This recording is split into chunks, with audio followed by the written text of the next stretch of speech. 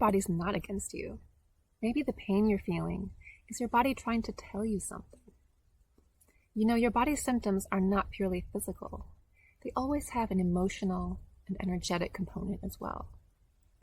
If you'd like to learn how to assist your body's natural healing process by clearing blocked energies and understanding your body's messages, I invite you to enroll in my step-by-step course, Talk to Your Cells, because you are so much more powerful than you know.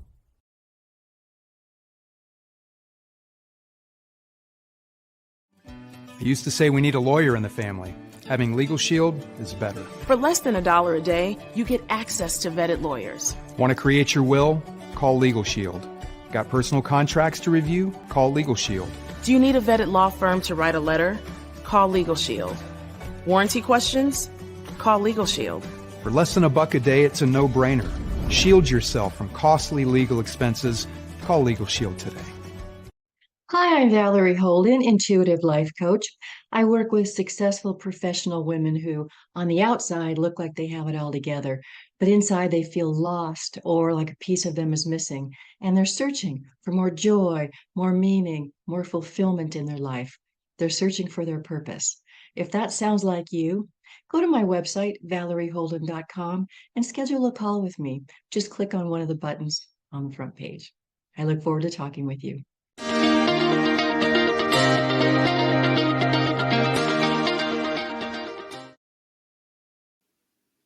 Well, welcome everybody to another Mindful Monday, and so glad to have everybody here. You know, we are all on a journey, and sometimes those journeys have challenges.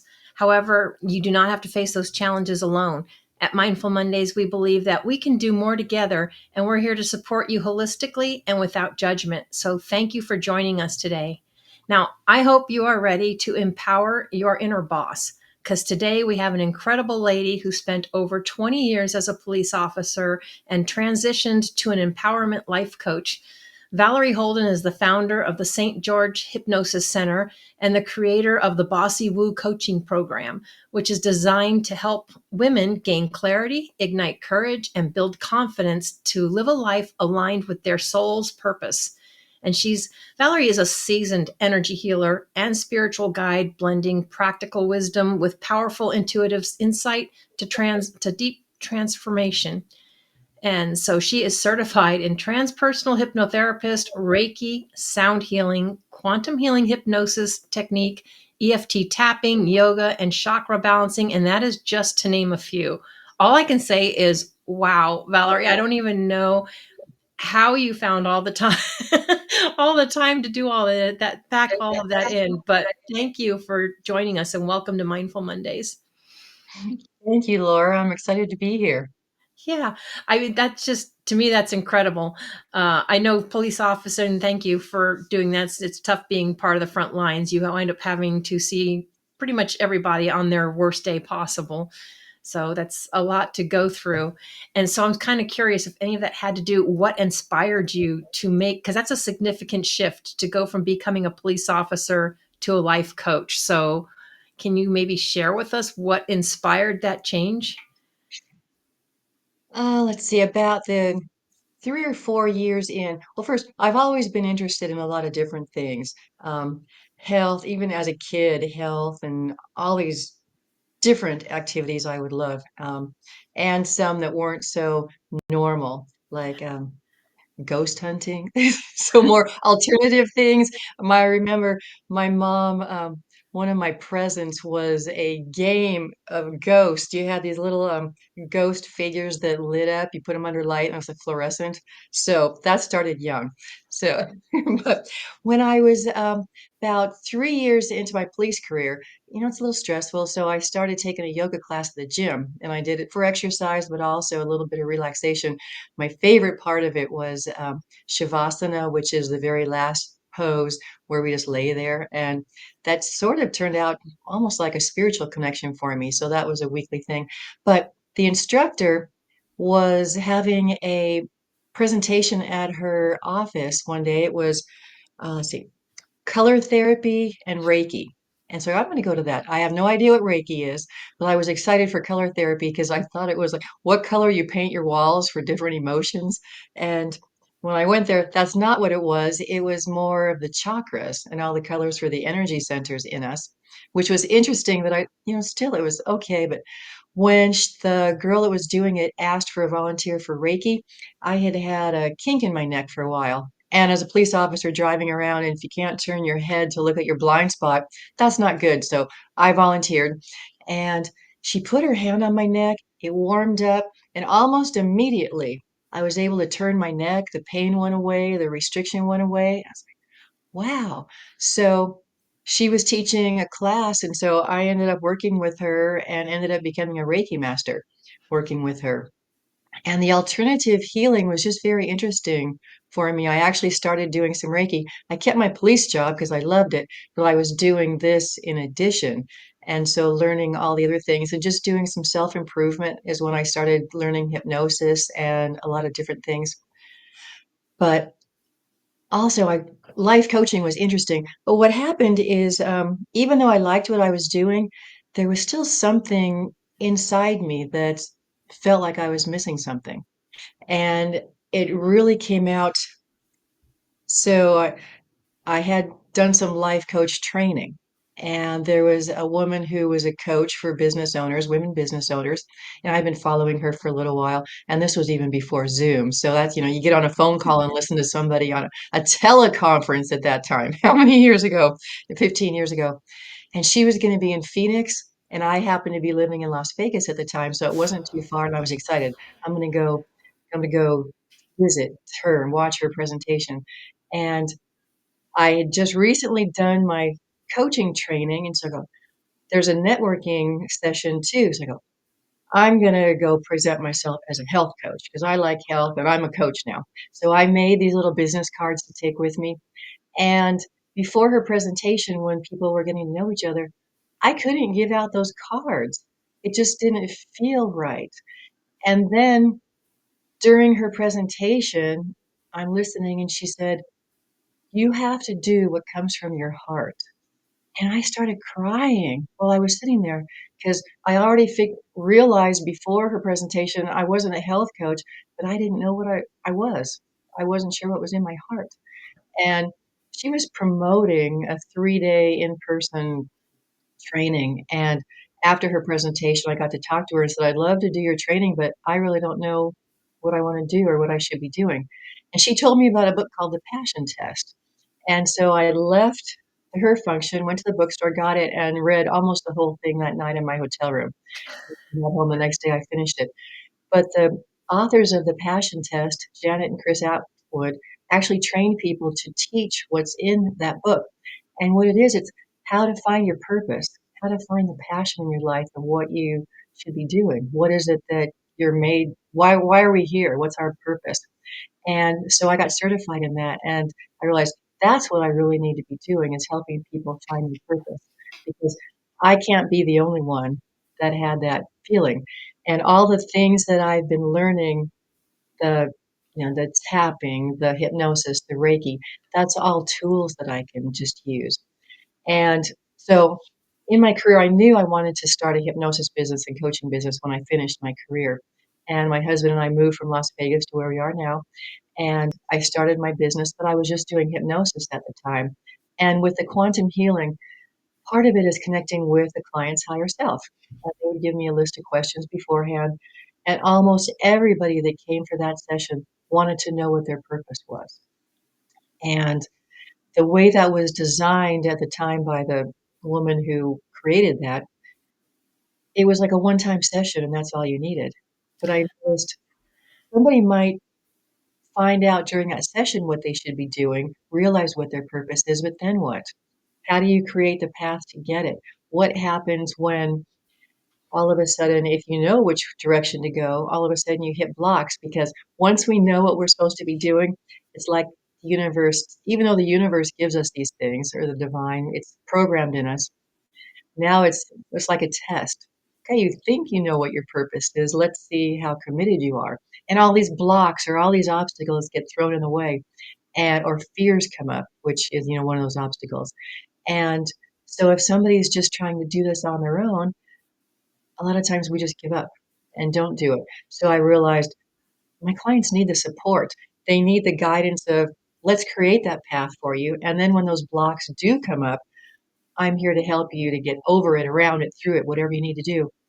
Also, if my clients are like me, they don't have the support system on their own. Their friends or family don't really understand. It's like, you have a good job, you're successful. Why are you searching for all these things? Why do you need to jump to a different career? Why do you need to do these and take all these trainings or self-improvement? And they don't realize, it's inside the person. So they don't have the support either. And so I can be that support. And yeah, so I call my thing Bossy Woo because I can be bossy and shove them when they need to. If you're a little resistant, no, get going. But we also have that connection with the divine. And I can also be here when they need that hug, whether it's a virtual hug or in person, if we're in person. But I'm here for them both ways, and motivation and when they need that. And it was funny too, when I started Bossy Woo, it was how I was going to work with my clients. If I hire a coach, it's because I need some answers to something. And I've had coaches sometimes where it's like, what do you think? It's almost like going to therapy where they're trying to draw it out of you. It's like, if I knew, I wouldn't have hired you. I think there's kind of a fine line there because you have to they want you to realize that you know it within yourself, so they try to pull it out of you. But and I don't know, I guess there's kind of a fine line there because it's kind of better than someone telling you, for me at least anyway, and having a coach telling you that you should be doing this, because if you don't really know me, you don't really know what I should be doing. So yeah, and I loved your name Bossy Woo because everybody always calls it a woo woo space, right? They always call it woo woo because when you get into the intuitive. So I don't know if that's kind of where part of your woo came from, or Yes, because I do all the alternative stuff, but I also incorporate oracle card readings, and I'm starting to do astrology in there. So that's all the woo-woo stuff.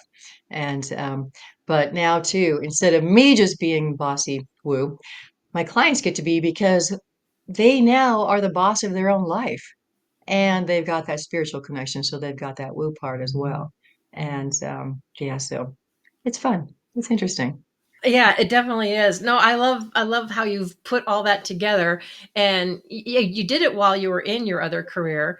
But I would have to agree with you because just because somebody is successful doesn't necessarily mean that they're happy or fulfilled doing with what they're doing. They're just kind of making ends meet. So And sometimes too, a lot of times people think if they're unhappy that they need to actually change careers. I need to do a different job. I need a different career. And that's not even necessarily so. You don't, if it's decided that through working together and figuring it out, it's their choice. If you decide you want to change careers, first, don't jump ship. Start with little baby steps in your new thing, before you give up what you already have. But sometimes it could just mean adding something to what you're already doing. Maybe you're already in the place where you need to be, but just need to tweak it a little bit. And then you'll have more fulfillment with it. And sometimes it's as simple as one of my clients did this. She'd had a job for 20 years and she loved where she worked, but she was getting burnt out and just tired and knew it was time for something new. And she ended up talking to her boss and just creating a new job description for herself so she could stay with the people she liked. And but what she also did too was she started a little side gig, training other people. So she got to stay where she was, bringing in the income, and she got to start something else as well. So yeah. that fulfilled her. So it kind of sounds like you found the holistic world by just trying to relieve some of the pain and stuff that you had from your job. Would that be safe to say? So you kind of started learning those skills because it was helping you to balance or to cope with the different pains and stuff that you were coming up with. I think some of it was already in me. I was doing some of those things before I actually had a job, but I had sort of given up on it, stopped doing it, and yeah, I just sort of brought it up again. Um, and one thing, yeah, the job, the job is stressful, but it was also fun. One thing, well, since you already know an officer, you probably know we wear different hats. So sometimes it is really stressful depending on what we're doing, but also sometimes it's fun. You're helping people do stuff. You get to, talk to little kids sometimes, or, you're playing referee for people sometimes, or sometimes it's just you're almost like a map. People stop you asking for directions. So it's so many things that we do during a day. So thank goodness not all of it is stressful. But one thing with that job is you have to be you can't just drive around with your head in the clouds. You always do have to be an alert because you never know what you're going to come across. So you have to be ready for anything. So that's part of the stress. And so, it does affect for many people, not just in police job, it could be any stressful job, any public service, firemen, anybody in a stressful job like that. But even people in an office job where there's so many jobs, you're responsible for this and this and this. And if you don't get this contract done on time, your boss is, yelling at you. And so that brings up the stress hormone, which now just floods your body. You can't make good decisions. And when that happens, now it affects your relationships, it affects everything, it affects your health, your whole life.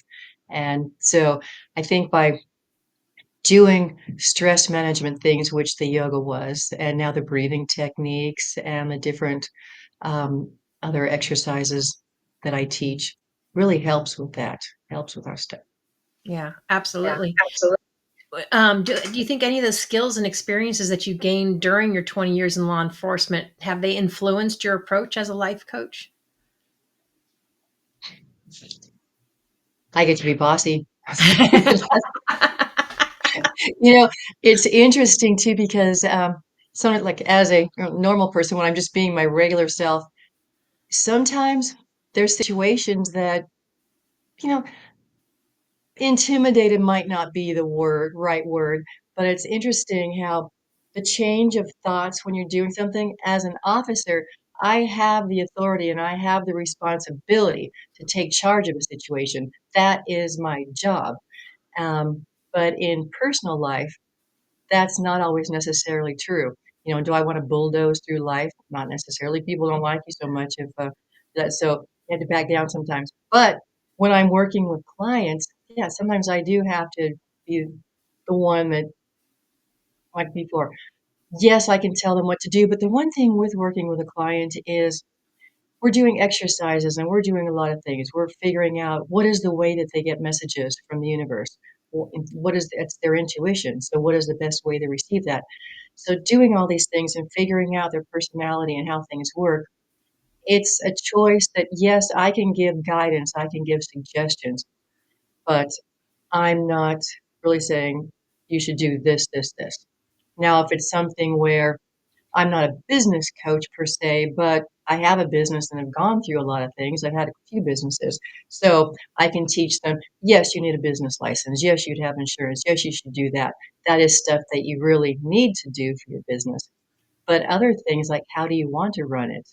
I can give suggestions, but it's always their choice of how they want to do it, what they want to do. Yeah, and everybody's different. Everybody perceives things differently. Were there any particular challenges that you faced during the transition? And if there was, how did you overcome them? Not so much because I was doing it while I was a police officer. I did have an office doing Reiki with clients. So I was doing my traditional job and I was doing some of the woo alternative stuff. And so for me, it was more fun. Once I opened my hypnosis business, I was one of the few people in town that I think was doing it, so clients would come to me, which was nice. So now it's more getting the word out that I'm not just doing hypnosis. I am helping find purpose and I am here to support you. So that's the main challenge is people need this, but people don't always know that there are others out there that can help them.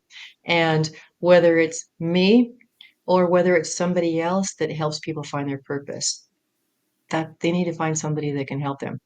And I always think there are other coaches that do this as well. But we're really not in competition because somebody's going to connect with somebody heart to heart or mind to mind, whatever. And someone likes me, that's great. But if there's something that they like better in somebody else, then that's who they should go work with, because you really need to have a connection with whoever it is that you find as a mentor or a teacher.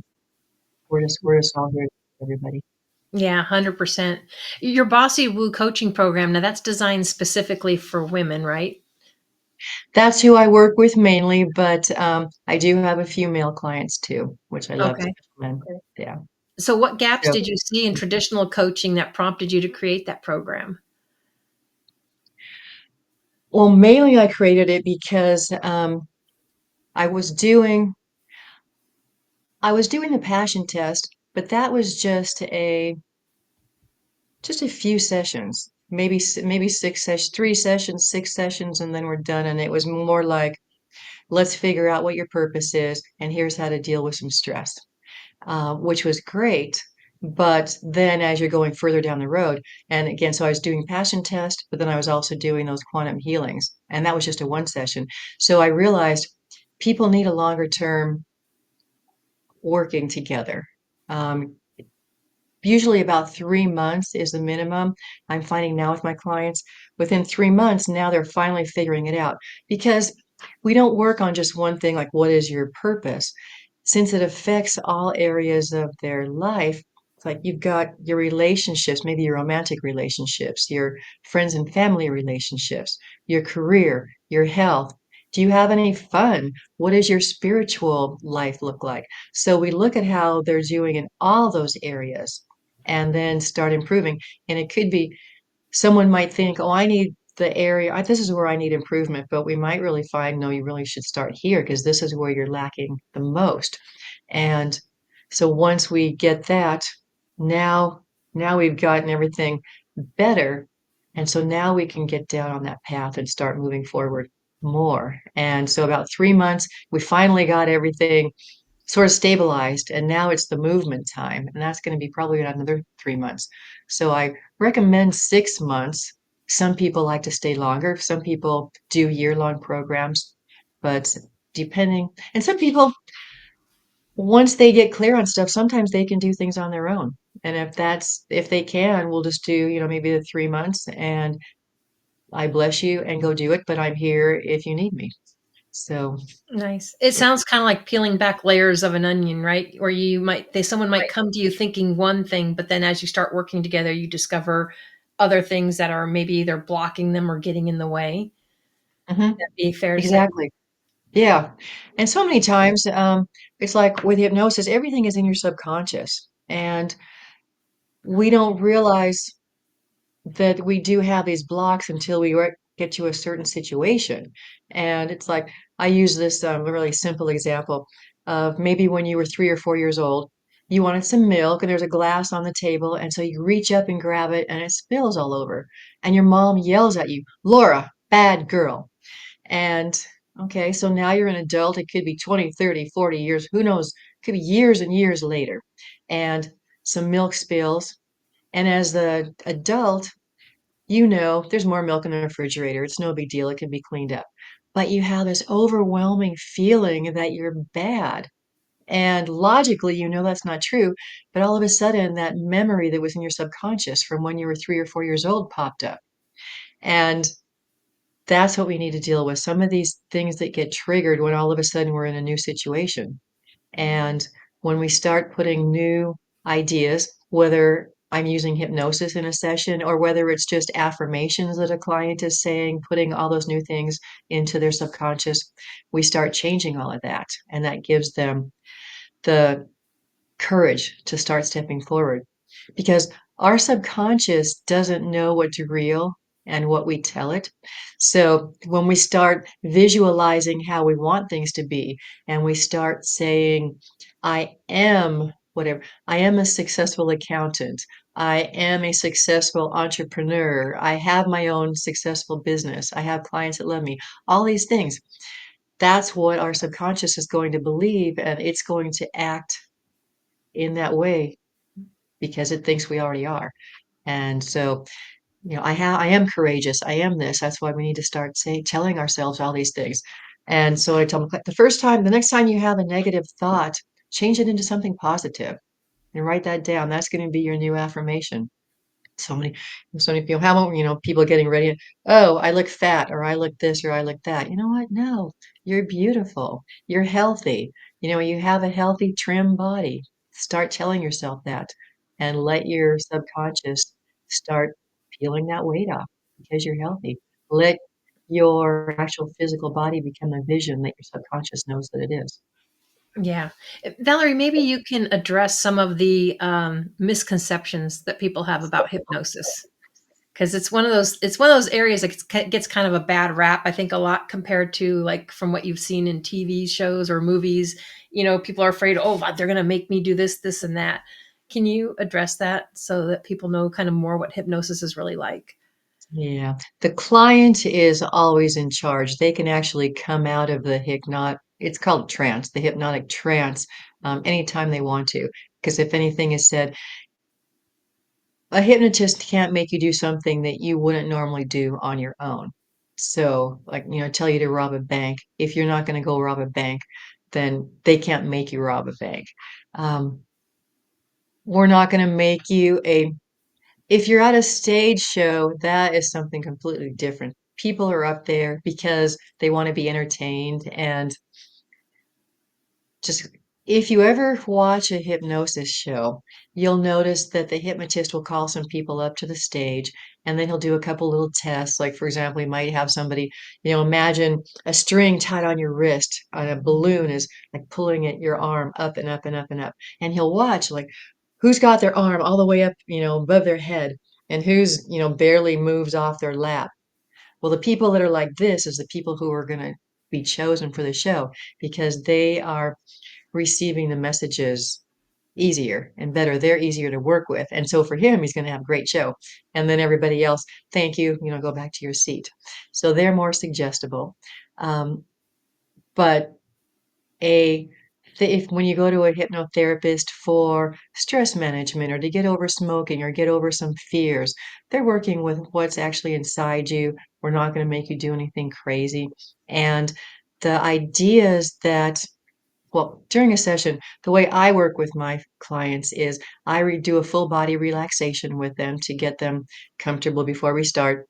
Some hypnotists, they might touch your head, okay, sleep, and all of a sudden, but that's a technique, and yes, it works. That's not how I work. So I take them through, and even now, doing sound healing, sometimes I'll just do, the crystal bowls, and they have some music to help relax as we go. But all the suggestions, so once they're relaxed now, some people think that in hypnosis session, they feel like they should be out of it. But really, I like to relax their body, but their mind is really focused on what's being said. And so, what I tell them, what goes into their subconscious mind is the positive things, the changes that they want to see. And we've already discussed it before we actually get to the session where I'm giving them the suggestions. So, I know what they want and they know what I'm going to be telling them. And they just relax and just enjoy it all. And when we're done, they just come out of it nice and calm. Nice. Yeah, I've had one where it didn't work so well for me, and then the next time it does. I think a lot of my problem was just kind of like being an overthinker. But I actually had a conversation with someone the other day that I thought made kind of a valid point. We actually spend a lot of time during our day by ourselves in some kind of a trance, right? I mean, because you have these moments where you daydream, or you've had those episodes where you're so used to driving, here to there, that's like, okay, I don't remember getting on the road, but here I am at work. It's like you kind of go in your own trance. Would you say that's You kind of safe to say? Exactly. Exactly. You're in your own hypnotic trance because there's like four brainwave states. So one when you're completely awake, one when you're just sort of daydreaming, one just before you go to sleep, and one when you're sleeping. And so a lot of times I'll ask people before I actually take them as a client because sometimes they ask, I don't think I can do it. Well, have you ever driven home from work and got there safely, but you have no idea what happened on the drive home? You were in the daydream state. And that is part of hypnosis. Usually with hypnosis, it's in that daydream state or the deeper one, just when you're going to sleep. Um, Also, too, have you ever thought of something before you went to sleep, a problem that you were trying to figure out, and when you woke up in the morning, you had the answer because that was the hypnotic state you put in your brain. One thing, though, I do want to say is for people considering hypnosis, first, you have to believe that it's going to work. Because if you're skeptical, it's not going to. And you have to want it to work. So over 90% of it working is that the beliefs that it's going to work and that you want it to. I have had a couple people come to me and it was almost their last resort. They've tried everything and now hypnosis is going to solve everything for them. And those sessions didn't go so well because they've got their whole dreams, their whole life betting on this one session is going to solve all their problems. And for them, probably that was before I was doing more of the coaching. Coaching probably would have been better for them, and maybe during a session do hypnosis, or maybe not. Just talking through and not having them set in their mind that hypnosis is just a technique. It doesn't solve problems. So, I mean, yes, it can, but so many other techniques do too. And if you're so set on this one technique is going to solve everything, I don't want people to be disappointed. Just realize it is one way that can help solve problems. Well, and that's nice because you have a number of different ways and modalities that you can do to actually help people as well. So, Yeah. yeah, I always call it having a number of tools in your toolbox, because it's not always a one size fits all. So, Yeah, my toolbox keeps getting bigger and bigger, it's like, which I is think good. that happens with those of us that love to learn and just love to learn about new things because there's always new stuff or things out there that we didn't know about before. Yeah, I keep telling myself, okay, I know. And in fact, I did Akashic one time. It's like I hadn't actually started. I was doing the hypnosis, but I hadn't started doing the coaching yet, and I wanted to. And I did an Akashic record reading, and the gentleman said, he goes, "You already know everything that you need to know. Just go do it." But I still keep taking classes. So, I met with someone once that it was the appointment was to do an Akashic reading, but by the time we got talking, I wound up getting a human design oh instead because wow, that's just the way the conversation went. It's like, oh, apparently this is what was needed right now. I have a human design, so yeah. I still have yet to have an Akashic reading done. But And you know yeah, what? That human design is interesting. I'm still confused about it because it's like, when you look at the diagram on that, okay, I know the chakras and I work with the chakras and do clearing, but when you look at their diagrams, my chakras are here straight up and down. Theirs are like, it seems like it's sort of moved around, or that's it's not really a chakra, but it's similar to a chakra. And so it's interesting. I still haven't figured it out. That's the one training I'm not taking yet because I will confuse myself with everything else, I think. yeah, there's so many. Which one's your favorite out of all of them? Do you have a favorite? I like doing the chakra work. And I have some the tuning forks. I like the frequencies.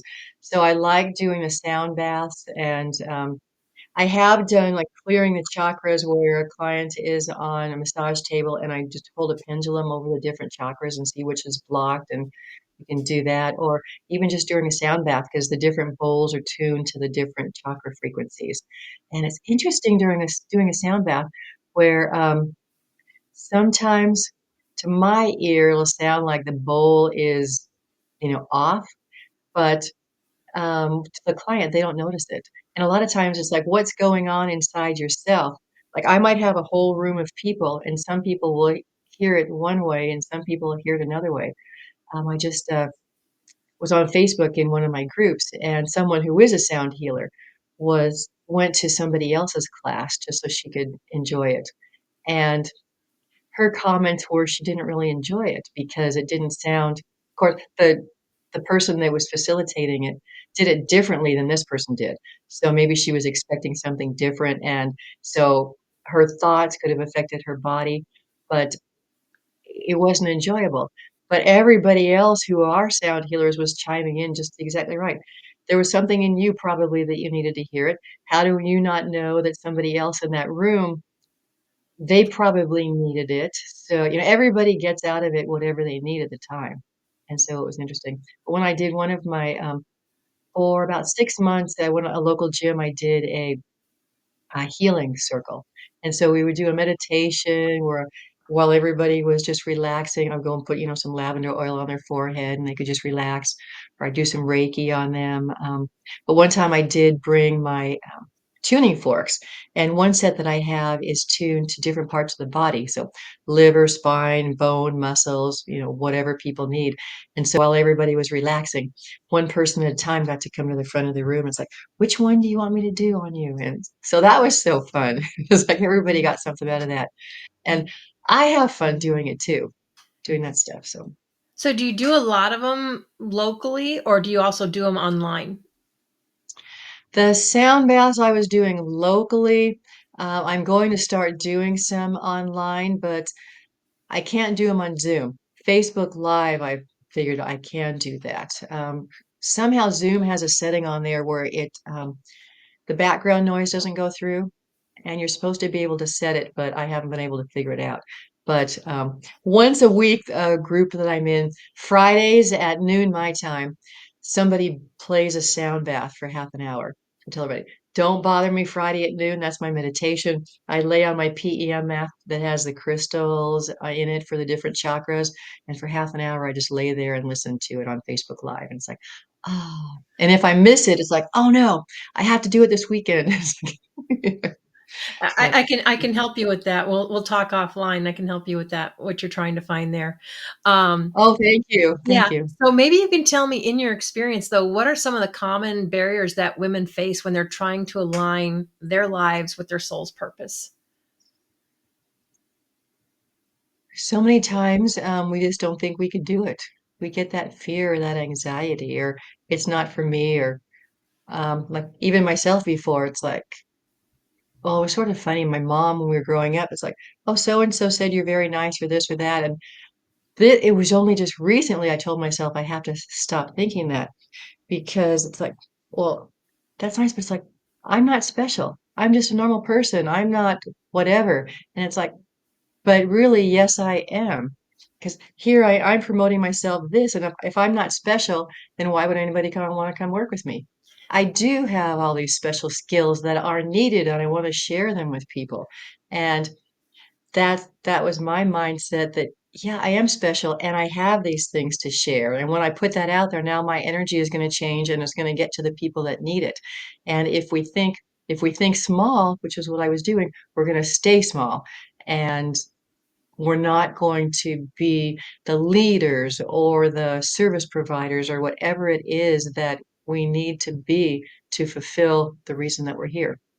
And sometimes when we think of purpose, yes, I think well, we are here for something, one main thing, but it can change as we go. Or if we fulfill one of our purposes, we're not just going to stop. Now we have a new thing we're going to need to do. But it can be like today, it doesn't, I don't have to go out there and find somebody and change their life today. Hopefully I might meet somebody today that I can down the road, but my purpose today might just be walking down the street and passing somebody and just smiling at them and saying hello. And I don't know what was going through that person's mind or in their life that morning. They they might have been depressed. They might have had a horrible morning. Somebody yelled at them, or maybe they just lost their job. And just having somebody acknowledge them, smile and say hello, might just turn their whole world around. And when we do that, when we acknowledge other people, that's not a big gesture on our part, but that could be the whole world to them. Or even just holding a door for somebody as you're going in the convenience store. Um, just shows them, wow, there is somebody that actually has some manners or somebody that cares when, they're in a situation where they normally don't see that. And that could be our purpose at that particular moment. And even just being detoured can put us in a situation like if you get, so all of a sudden, maybe there's a traffic jam, so you decide to take a detour and it puts you on a whole nother street and you end up seeing somebody else. If you would have been in your normal route, you never would have met that person. And we never was talking about detours or delays. One of my mentors for the hypnosis, so many people, if you get delayed or you're trying to get out of the house at a certain time and something happens, and you don't get out there on time. A lot of times we get frustrated or we get mad or, oh, you rush, rush, rush, and then we start to get, those stress hormones. Mhm. Well, he was telling a story one time. He was on the freeway and this car pulled in front of him and cut him off. And what does that do to us? All of a sudden, your blood pressure, you start cussing at the car ahead of you. But he had to apply his brakes and slow down because of that car. And then it continued over. So all of a sudden, there's empty space ahead of him. Ahead of him was a truck that had a tire on it, and the tire fell off and it hit the road in front of his car. And if that other car had not cut him off and made him slow down, that tire would have hit him. Who knows? It could have gone through his windshield and just killed him. So when you think of something like that, I start to look at delays or detours differently. It's like, what what did I avoid that would have been negative, or I might have got injured because of this 5-minute delay, or because I had to go this way instead of this way? And then that doesn't cause stress. It's just like, oh, maybe thank you for whatever you just saved me from, whatever bad situation that I could have been in. So, Yeah, like you said, kind of finding the positive out of everything, which takes conscious effort to have to do that because we're so programmed. Like you said, it's so easy to just go and get angry or react. It takes more to just be conscious and think a little bit more about things. So, but you have guided hundreds of clients through significant life changes. So, can you share a success story with us that truly touched your heart? well, one of my clients came for the session, the quantum healing session, wanting to know his life purpose. And he was working 3 jobs because just to support his family. So that was affecting him. He was stressed because of that. So it was affecting him physically, but also it was affecting his relationships with his wife, with his kids, because he was never there to spend the time with them. And he discovered what his purpose was. And he actually did go back to school and get a career, and he became a therapist working with other people and helping solve their problems. And now he loves his job. His clients love him. But the good thing is now he only has one job. He can set his own hours. So now he's got time to spend with his family. He's got more money, so he doesn't have to have all those other jobs. And that just changed his whole life. And just by discovering what his purpose was and then going after it, creating that path to do it and achieving it, just changed his whole life in all those different areas. And so that was really neat to see.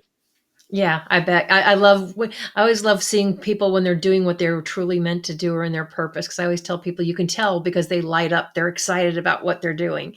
And I always tell people, I'm like, if Mhm. it doesn't light you up, you really need to look at what you're doing and take another look at. Exactly. Yeah. Exactly. That's exactly what I say when I give a list, if this, and when you're thinking about your purpose, what lights you up? What makes you lose track of time? Or what would you do all day long, even if you didn't get paid for it? And those are all clues. All the things that we like to do that way are the clues to what our purpose is. And the reason we like those things is so it can get us on our path. That's our God-given things. That's not the right word, but things. Get the point I'm though. sure there's another word for that, but it's Yeah. So you emphasize the importance of reconnecting with one's inner wisdom. What practical steps do you recommend for individuals that are looking to tap into their inner guidance? first, figure out how do you receive the messages. There's 5 main ways. So one of them is visualization. So just think about if you're trying to solve a problem, do you do that by visualizing, seeing something on a movie screen ahead of you or just seeing pictures in your mind? Then hearing. Sometimes it might be like like you hear as if somebody is whispering words in your ear.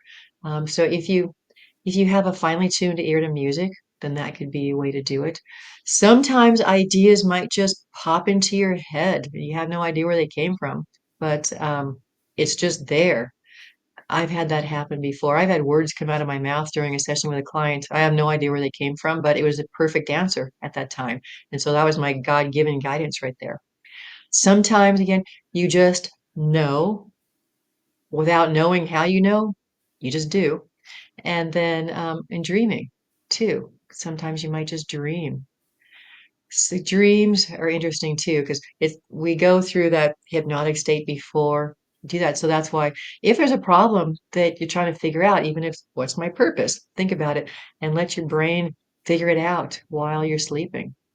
And if that's one of the ways, I like to tell people, keep a little notepad by your bed, or now with our phones, we can just dictate something in our phone in the morning. What ideas or what answers came to you in the morning when you wake up? But write it down, or, say it in your phone right away. Because with me, sometimes I might think of it, and if I don't write it down later in the day, I forget what it was. So.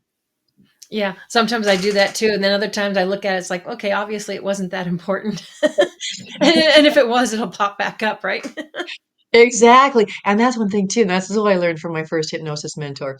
When somebody can't think of something, it's like, it'll come to me. It'll come to me. Like, maybe not at the moment, but eventually it will. Yeah.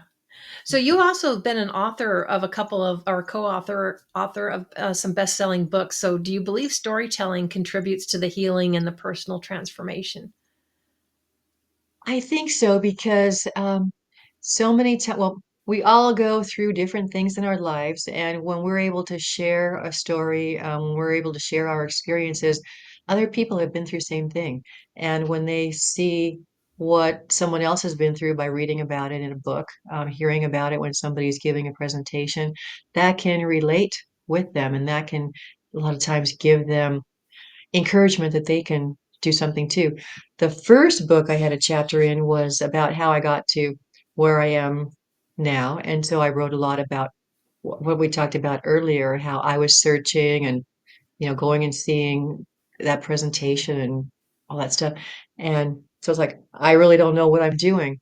And in fact, recently I had somebody want to have a session with me because my chapter in the book actually resonated with her and it touched her. So she was in a similar situation. And so when you see somebody in a similar situation, now you can reach out to them and say, hey, can you help me? Because you understand where I am. I can see how you were here and got here. I can do it too. Now, can you help me or give me some advice on that?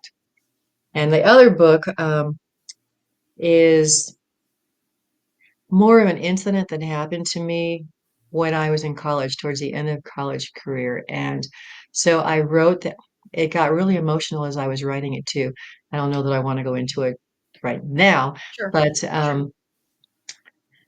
it was a situation that wasn't good. Well, he was actually, yeah, I guess I should, I don't want people, what the heck is she talking about? So let me go into it a little bit. I worked at the college, checking in people at the tennis courts and racquetball courts. And I had a partner, but she was late to work because she had a small fire in her kitchen. And so I did it. And so while I was there, okay, I'm going to go stop in the restroom while I'm here. And I actually had a man follow me into the restroom. Um, Luckily, I was still in the stall, so nothing physically happened. But I'm getting chills. This is the first time, even though I've been doing woo woo stuff before, this is the time I actually realized that I was being watched over. I was being protected because all these ideas just sort of came into my head. I heard the door close and then silence. And it was like, if there's a woman in here, she'd be doing something. She'd be in the mirror, in front of the mirror, brushing her hair. She'd be going to the bathroom. She'd be washing her hands. Something would be happening, and Right. nothing was happening. And then it's all of a sudden like alert, and that's in all of us. Um, when we are in a dangerous situation, our body will alert.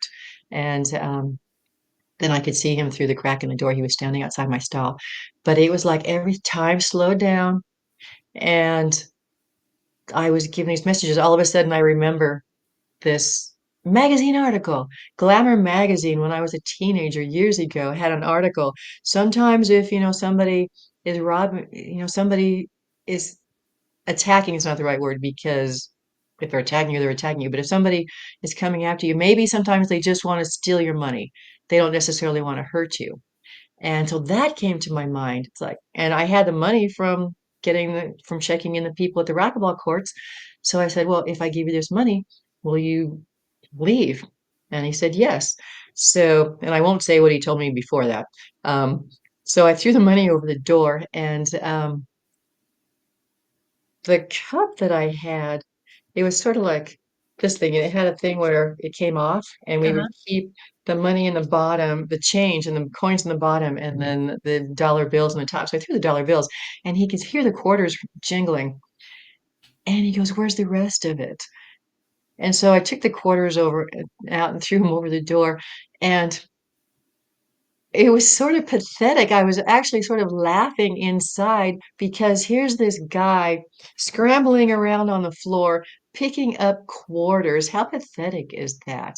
And then he still didn't leave.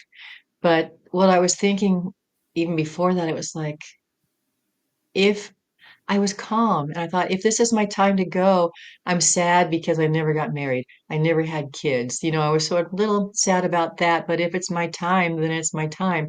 And I was okay with that. It was really interesting. But luckily, I heard a sound outside and I just started screaming, and he ran out. And so the story that I wrote is, luckily, I didn't get attacked. I didn't get physically harmed, but so many women are in a situation where they are physically harmed. Um, and, or even if they aren't, but they're still in a similar situation. Well, okay, let me go back to that. They didn't catch the guy. We called the school police and everything, but I was transferring schools right after that happened. And some of my classes were at night. I couldn't study. I couldn't go to class. My mom had happened to be out of the country traveling when that happened, so I never even told her. And so I couldn't finish my schooling. Um, and one day the stress when you don't tell somebody and you just keep it inside. A few people that night knew. My best friend was with me that night, but oh, that night too, trying to just deal with what happened.